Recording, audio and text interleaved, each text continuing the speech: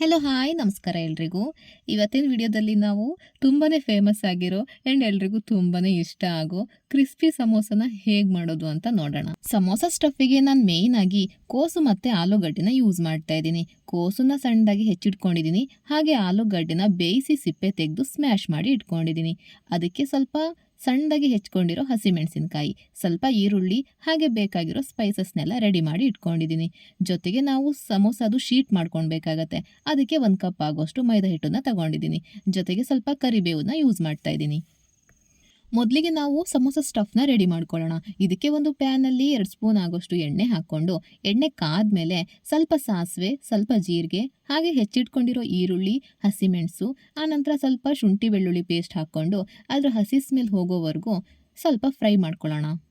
ನಂತರ ಇದಕ್ಕೆ ಸ್ವಲ್ಪ ಕರಿಬೇವನ್ನ ಆ್ಯಡ್ ಮಾಡ್ಕೊಳ್ತಾ ಇದ್ದೀನಿ. ಕರಿಬೇವನ್ನ ನೋಡಿದ ತಕ್ಷಣ ಎತ್ತಿ ಸೈಡಲ್ಲಿ ಇಡೋರೆ ಜಾಸ್ತಿ, ಆದರೆ ಈ ರೀತಿ ಸ್ಟಫ್ ಒಳಗೆ ಮಿಕ್ಸ್ ಮಾಡಿದ್ರೆ ಡೈರೆಕ್ಟ್ ಹೊಟ್ಟೆಗೇನೆ ಹೋಗುತ್ತೆ. ನೋಡಿ, ಈ ರೀತಿ ಟ್ರಿಕ್ಸ್ನ ನೀವು ಒಂದ್ಸರಿ ಟ್ರೈ ಮಾಡಿ. ಇವಾಗ ಹೆಚ್ಚಿಟ್ಕೊಂಡಿರೋ ಕೋಸನ್ನ ಹಾಕಿ ಸ್ವಲ್ಪ ಉಪ್ಪನ್ನು ಸೇರಿಸ್ಕೊಂಡು ಕೋಸನ್ನ ಚೆನ್ನಾಗಿ ಬೇಯಿಸ್ಕೊಳ್ಳೋಣ. ನಾವಿಲ್ಲಿ ಬೇಯಿಸ್ಕೊಂಡಿರೋ ಆಲೂಗಡ್ಡೆನ ಯೂಸ್ ಮಾಡೋದ್ರಿಂದ ಕೋಸನ್ನ ಫಸ್ಟಿಗೆ ಸ್ವಲ್ಪ ಬೇಯಿಸ್ಕೊಳ್ಳೋಣ. ಆ ನಂತರ ನಾವು ಬೇಯಿಸಿ ರೆಡಿ ಮಾಡಿ ಇಟ್ಕೊಂಡಿರೋ ಆಲೂಗಡ್ಡೆ ಸ್ಮ್ಯಾಶ್ನ ಆ್ಯಡ್ ಮಾಡ್ಕೊಳ್ಳೋಣ. ಸ್ವಲ್ಪ ನೀಟಾಗಿ ಮಿಕ್ಸ್ ಮಾಡ್ಕೊಳ್ಳೋಣ. ಕೋಸ್ ಜೊತೆಗೆ ಆಲೂಗಡ್ಡೆ ಚೆನ್ನಾಗಿ ಮಿಕ್ಸ್ ಆದರೆ ಸಾಕಾಗತ್ತೆ. ಇದು ಸ್ಟಫ್ ಆಗಿರೋದ್ರಿಂದ ನಾವು ಜಾಸ್ತಿ ಬೇಯಿಸ್ಕೋಬೇಕು ಅಂತ ಏನಿಲ್ಲ. ಸಮೋಸ ಶೀಟ್ ಒಳಗಡೆ ಫಿಲ್ ಮಾಡಿ ಎಣ್ಣೆಲಿ ಬಿಟ್ಟಾಗ ಅದು ತಾನಾಗೆ ಬೇಯುತ್ತೆ. ಹಾಗಾಗಿ ಕೋಸು ಮತ್ತು ಆಲೂಗಡ್ಡೆ ಈ ರೀತಿಯಾಗಿ ಮಿಕ್ಸ್ ಆದರೆ ಸಾಕಾಗತ್ತೆ. ಇವಾಗ ನಾವು ರೆಡಿ ಇಟ್ಕೊಂಡಿರೋ ಮಸಾಲಾನ ಆ್ಯಡ್ ಮಾಡ್ಕೊಳ್ಳೋಣ.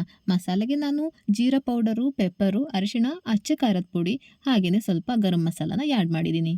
ಈ ಮಸಾಲೆಗಳನ್ನೆಲ್ಲ ನೀಟಾಗಿ ಮಿಕ್ಸ್ ಮಾಡ್ಕೊಳ್ಳೋಣ. ತಳ ಏನಾದರೂ ಹಿಡಿತಾ ಇತ್ತು ಅನ್ಸಿದ್ರೆ ಸ್ವಲ್ಪ ಎಣ್ಣೆನ ಹಾಕ್ಕೊಳ್ಳಿ. ಹಾಗೆಯೇ ಉಪ್ಪನ್ನು ಕೂಡ ಚೆಕ್ ಮಾಡ್ಕೊಳ್ಳಿ. ನನಗಿಲ್ಲಿ ಉಪ್ಪು ಸ್ವಲ್ಪ ಕಡಿಮೆ ಇತ್ತು ಅನ್ನಿಸ್ತು, ಉಪ್ಪನ್ನ ಹಾಕ್ಕೊಂಡಿದ್ದೀನಿ. ನೋಡ್ತಾ ಇರ್ಬೋದು ನೀವು, ಈ ರೀತಿಯಾಗಿ ಮಸಾಲ ಆದರೆ ಸಾಕಾಗತ್ತೆ. ಇಷ್ಟಾದಮೇಲೆ ಇದನ್ನು ಸೈಡಿಗೆ ಇಟ್ಕೊಂಡು ಇವಾಗ ನಾವು ಸಮೋಸ ಶೀಟ್ನ ರೆಡಿ ಮಾಡ್ಕೊಳ್ಳೋಣ. ಇದಕ್ಕೆ ನಾನು 1 ಕಪ್ ಆಗೋಷ್ಟು ಮೈದಾ ಹಿಟ್ಟನ್ನು ತಗೊಂಡಿದ್ದೀನಿ. ಅದಕ್ಕೆ ಸ್ವಲ್ಪ ಎಣ್ಣೆ, ಸ್ವಲ್ಪ ಉಪ್ಪನ್ನು ಹಾಕಿ ಹಿಟ್ಟನ್ನು ನೀಟಾಗಿ ಮಿಕ್ಸ್ ಮಾಡ್ಕೊಳ್ತಾ ಇದ್ದೀನಿ. ಸ್ಟಾರ್ಟಿಂಗಲ್ಲೇ ನೀವು ಈ ರೀತಿಯಾಗಿ ಎಣ್ಣೆನ ಹಾಕಿ ಮಿಕ್ಸ್ ಮಾಡ್ಕೊಳ್ಳೋದ್ರಿಂದ ಸಮೋಸನ ಎಣ್ಣೆಲಿ ಕರಿಯುವಾಗ ಅದು ಎಣ್ಣೆ ಕುಡಿಯೋದಿಲ್ಲ. ಆ ನಂತರ ಸ್ವಲ್ಪ ಸ್ವಲ್ಪನೇ ನೀರನ್ನು ಹಾಕ್ಕೊಂಡು ಹಿಟ್ಟನ್ನು ನೀಟಾಗಿ ಕಲಿಸ್ಕೊಳ್ಳಿ. ಹಿಟ್ಟು ಚಪಾತಿ ಹಿಟ್ಟಿನ ಹದಕ್ಕಾದರೆ ಸಾಕಾಗತ್ತೆ. ಈ ಸಮೋಸ ಶೀಟ್ಗಳು ಇವಾಗಂತೂ ಶಾಪ್ಗಳಲ್ಲಿ ಈಸಿಯಾಗಿ ಸಿಕ್ಬಿಡತ್ತೆ. ನೀವು ಅದನ್ನ ಬೇಕಾದರೂ ತಂದು ಸಮೋಸನ ಮಾಡ್ಕೋಬೋದು. ಆದರೆ ನಾನಿಲ್ಲಿ ಸ್ಕ್ರ್ಯಾಚಿಂದ ಮಾಡೋಣ ಅಂತ ಅಂದ್ಕೊಂಡಿದ್ದೀನಿ. ಹಾಗಾಗಿ ಮನೆಯಲ್ಲೇ ಸಮೋಸ ಶೀಟ್ನ ರೆಡಿ ಮಾಡ್ಕೊಳ್ತಾ ಇದ್ದೀನಿ. ಇಲ್ಲಿ ಮೈದಾ ಹಿಟ್ಟಿನ ಬದಲಾಗಿ ಗೋಧಿ ಹಿಟ್ಟಿಂದ ಕೂಡ ಸಮೋಸ ಶೀಟ್ನ ರೆಡಿ ಮಾಡ್ಕೊಳ್ಬೋದು. ಇಲ್ಲ ಅಂದರೆ ಉಳಿದಿರೋ ಚಪಾತಿಯಿಂದ ಕೂಡ ಸಮೋಸನ ರೆಡಿ ಮಾಡ್ಕೊಳ್ಬೋದು. ನಾನಿಲ್ಲಿ ಎಲ್ಲನೂ ಒಟ್ಟಿಗೆ ಲಟ್ಸಿ ಸೈಡಲ್ಲಿ ಇಟ್ಕೊಳ್ತಾ ಇದ್ದೀನಿ. ನಂತರ ತವ ಕಾದ್ಮೇಲೆ ಎಲ್ಲನೂ ಒಟ್ಟಿಗೆ ಹಾಕಿ ಬಿಸಿ ಮಾಡ್ಕೊಳ್ತಾ ಇದ್ದೀನಿ. ನಮಗಿಲ್ಲಿ ಇದು ಜಾಸ್ತಿ ಬಿಸಿ ಆಗಬೇಕು ಇಲ್ಲ ಜಾಸ್ತಿ ಬೇಯಬೇಕು ಅಂತ ಏನಿಲ್ಲ, ಯಾಕಂದರೆ ನಾವು ನೆಕ್ಸ್ಟ್ ಎಣ್ಣೆಲಿ ಇದನ್ನು ಕರಿತಾ ಇದ್ದೀವಿ. ಸೊ ಹೀಗಾಗಿ ಇಷ್ಟು ಬಿಸಿ ಆದರೆ ಸಾಕಾಗತ್ತೆ. ಈ ರೀತಿಯಾಗಿ ಎಲ್ಲನೂ ಒಟ್ಟಿಗೆ ಬಿಸಿ ಮಾಡ್ಕೊಳ್ಳೋದ್ರಿಂದ ನಿಮ್ಮ ಟೈಮು ಹಾಗೆಯೇ ಗ್ಯಾಸು ಎರಡೂ ಸೇವ್ ಆಗುತ್ತೆ. ಇದೊಂಥರ ಒಳ್ಳೆ ಐಡಿಯಾ ಅಲ್ವಾ? ನೀವು ಒಂದ್ಸರಿ ಟ್ರೈ ಮಾಡಿ.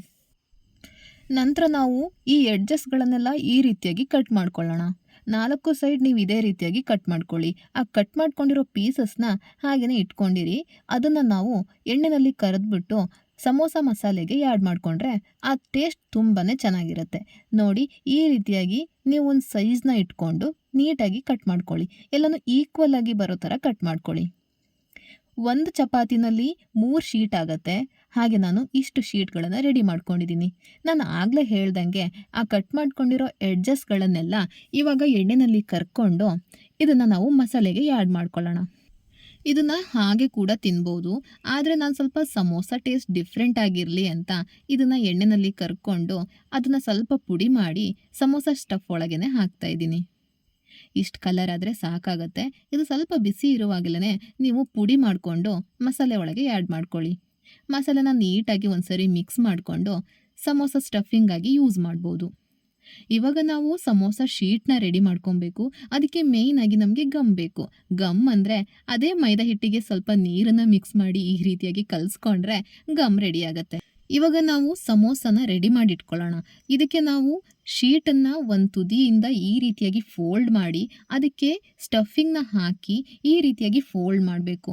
ಆನಂತರ ನಾವು ಎಣ್ಣೆಲಿ ಕರಿಯುವಾಗ ಅದು ಮಸಾಲೆ ಎಲ್ಲ ಹೊರಗಡೆ ಬಿಟ್ಕೋಬಾರ್ದು ಅನ್ನೋದಕ್ಕೆ ಈ ಗಮ್ನ ಯೂಸ್ ಮಾಡಿ ನೀಟಾಗಿ ಪ್ಯಾಕ್ ಮಾಡಬೇಕಾಗತ್ತೆ.